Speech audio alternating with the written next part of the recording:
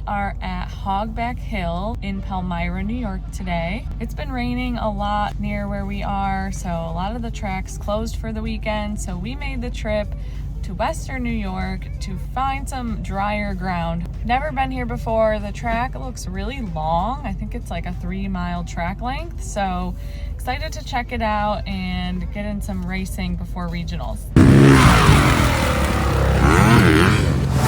First practice of the day, no time to waste. We literally got up at like 2 a.m., 2:30 a.m., got in the car, got here, and yeah, Pat's about to get ready and go check this thing out.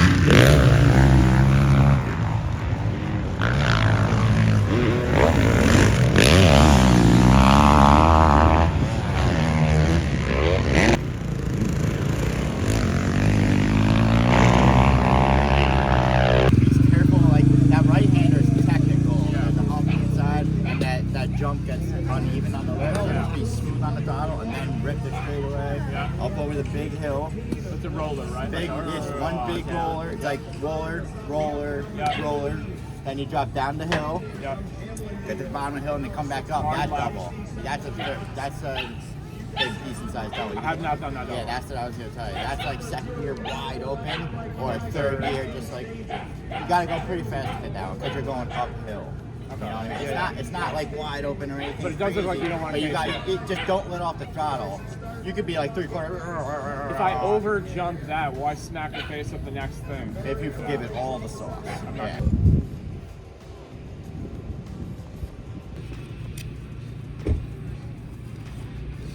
45A, 233.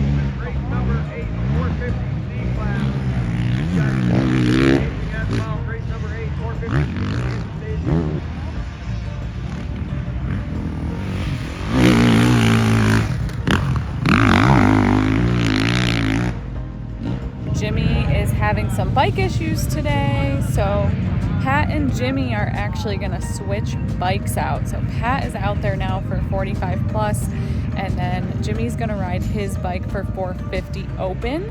So we're doing a quick switcheroo at the gate. As soon as Pat's done here, he's coming right to the line. Jimmy's hopping on his bike, and the gate is going to drop.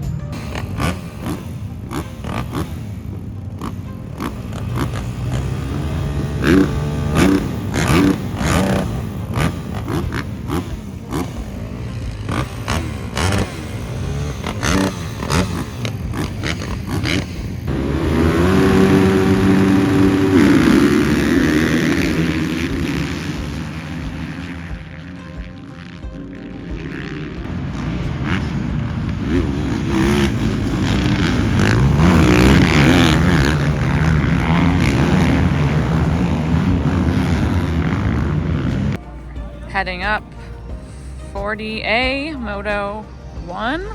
Pat's riding his bike. I think Jimmy found a bike to ride, so we're headed up. It's instant throttle. It's amazing. Dude, I love my 250. I put a high compression piston, I ported it, and did that vortex ignition. Dude, it's nice. Yeah. Yeah. I'll get that. I'll get that one day, and then I can talk to both of you. I run the T4 race gas, which helps a little bit. I got mine set up with pump gas. I'm not ready for all that. No, it's amazing. The difference? Oh, I bet the race gas probably even makes it bigger. Dude. Yep.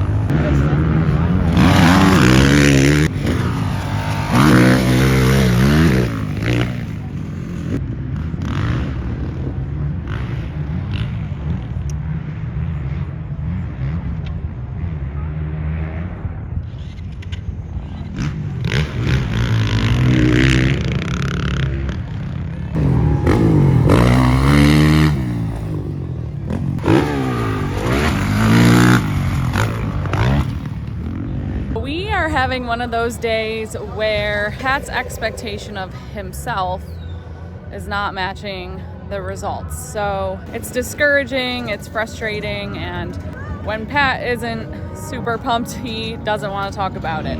And so this is the hard part about what we do, and Pat and I have had so many different conversations about how we need to show like the highs and also the lows. However, being that I am his wife, I have emotional attachment to the situation, and it's really hard for me to like try to provoke him to talk or to film when I know he's not feeling it and he's struggling. And So I want to like honor our privacy also to a certain extent, while also committing to our mission, which is to share our story and to, you know, show people the highs and lows of motocross, which I'm sure if you've ever ridden before, you know that there are really high highs and really low lows. And so today, I would say, is closer to a low, just not feeling it, and that's okay. We're learning on our part how to document that, how to show that to you guys in a way that, you know, is also being sensitive to the fact that we're living it and experiencing it in real time. So anyway, this is my attempt to do that. We just finished up with 45 plus Moto 2. We have one more Moto to go, which is 40 plus. We'll see how it goes. And yeah, we'll continue keeping you posted.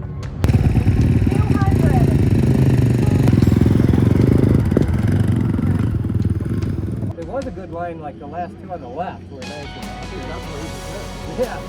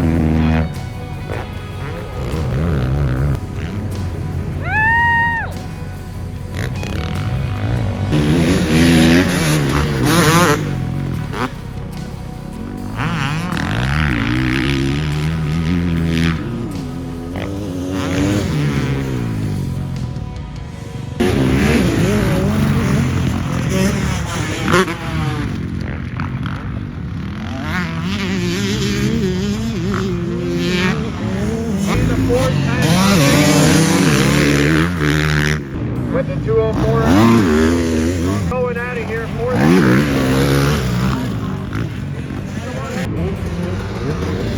and the field's going to take that #1 spot with Jeremy Tiffany on the Suzuki.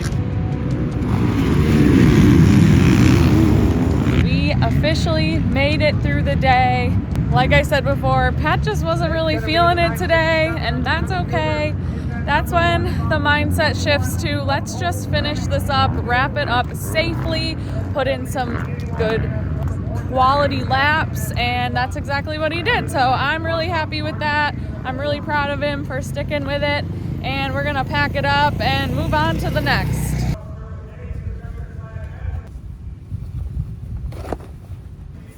Okay, any thoughts on the day? Oh, I have so many thoughts on the day. Today was a struggle. Today, without being too dramatic, was the worst I'd probably have ever felt on a dirt bike. The contrast from last week to this week is frustrating isn't the word. I don't even know. I like to think everything happens for a reason, of course, and that when I kind of like get some more energy and think about today, then I'll be able to figure out what that reason is. But from the second I kind of almost took off on the line this morning, I felt like I was literally somebody else. I never got comfortable, not one moto, not one lap. I didn't have one good lap here today. I stalled 5 times total, fell 3 times. My starts were decent in some motos. Like, it was a rough day.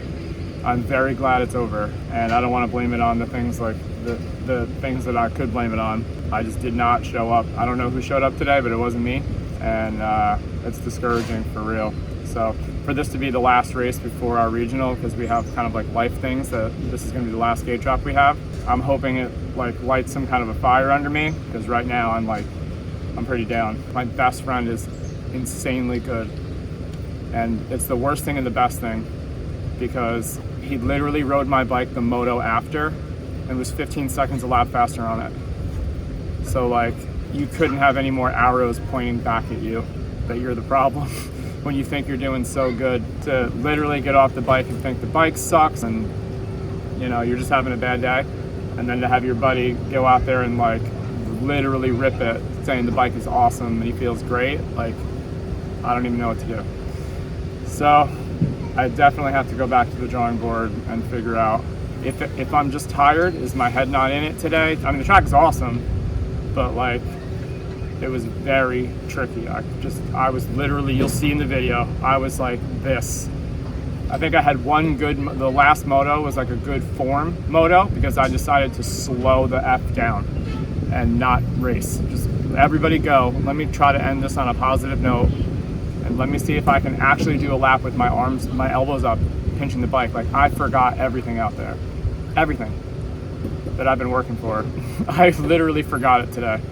Couldn't do it because I was just so uncomfortable. So I don't know. That's where we're at.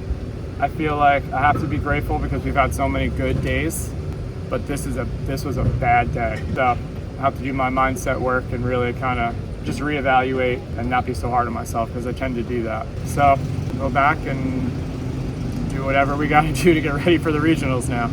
Hopefully it makes me work a little harder. Hey everybody, Pat here. I wanted to hop on here and give everyone a little bit of an update, because sometimes, when you're having a challenging day like this video presents, it's easy to kind of let the momentum of that really rob you of any progress that you've been making. Your mind can really come in and mess things up. So what I like to do is kind of share a lot of the clarity that Gina and I get after even something that is that powerful of a day. We have like a debrief, and we kind of get together and we talk about, with full honesty, everything that it could be, so that we can uncover some of the things that will help us move forward individually, as a couple, and of course as our little fun race team here. So one of the things that we found, like, sometimes this universe sets things up in a way that really allows you to see things if you're willing to. And so I get to use my best buddy Jimmy as an example here, whereas in the video you'll see that it was like the thing that was triggering me the most was that, my best friend gets on the bike that I say I'm struggling with, on the track that I say I'm struggling with, the literal moto after me, and crushes it and comes back and says he feels great and the bike is good. So what it kind of does is it allows me to objectively look at me and say, like, what am I using as a crutch still? What am I using to kind of like stop me from moving forward? And Jimmy, how can it help Jimmy also? What does it show Jimmy? So what we kind of found was that all of the work that I've been doing, all of what Gina has been doing to help us move forward and kind of accomplish our goals as a family and couple and in the motocross experience, there's like a peeling away of excuses, if you will. And so one of the things that I've been doing to prevent myself from going any faster or from like limiting myself in any way is like the bike setup. I've always been like, oh, the bike's not right, or doing more, spending more money on the bike to get the bike to be where it needs to be so that I feel comfortable. And like, that's all valid. And it's really hard for Gina to argue that. Like, I need to feel comfortable out there, so we need to do X, Y, or Z. And she's like, okay. But there comes a point where I need to look at something. And so this weekend was that point where I needed to look at the fact that, like, the bike is good. The bike is good. Everything's fine. So I'm too concerned with bike setup and setting to give myself permission to go faster. And the truth is, I'm just kind of uncovering that I've hit a level, which is good, but it's where I'm scared to go faster. I've hit a level where I'm scared to go faster. And so to stay in my comfort pocket, I'm like doing everything but mentally trying to figure out why I won't let myself go faster. And I'm sure that it has to do with my whole career and injuries and being irresponsible and, how quick it can go wrong. Like, I'm sure it's all of that, but it's like, where do you push through? You have to be able to push through that. So this exposed that for me, that this is the time where I have to give myself permission to work on going faster. It doesn't mean I get reckless and whiskey throttle. It just means I have to work on giving myself permission to go faster and not blame other things for why I can't. And then I've already talked to Jimmy about this, but like, Jimmy is not concerned about bike setup at all. At all. I've never known him to be somebody who was concerned about bike setup. He's just an animal, and he just gets on whatever you give him and he will win on it, or just be right up front. And so like, I need a little bit of that, and Jimmy could use a little bit of bike setup, and then we're both going to elevate. So that's what we took away from this weekend. That's what we're going to be working on. We've got a lot in the works. This week, we are moving from our spot in Walden, New York, and we are going up to Diamondback Motocross. We are so pumped to be getting ready and situated at our next home here in New York at the ranch at Carlisle. Can't thank Jamie and the Slaughter family enough for helping us out on this journey, and we're excited to bring you all of the amazing things that the Ranch at Carlisle does and our training program continuing. We're really pumped, but I wanted to share this insight with you because we do like to debrief and call each other out on what's going on so that we can improve. We'll see you on the next video. Thanks for watching.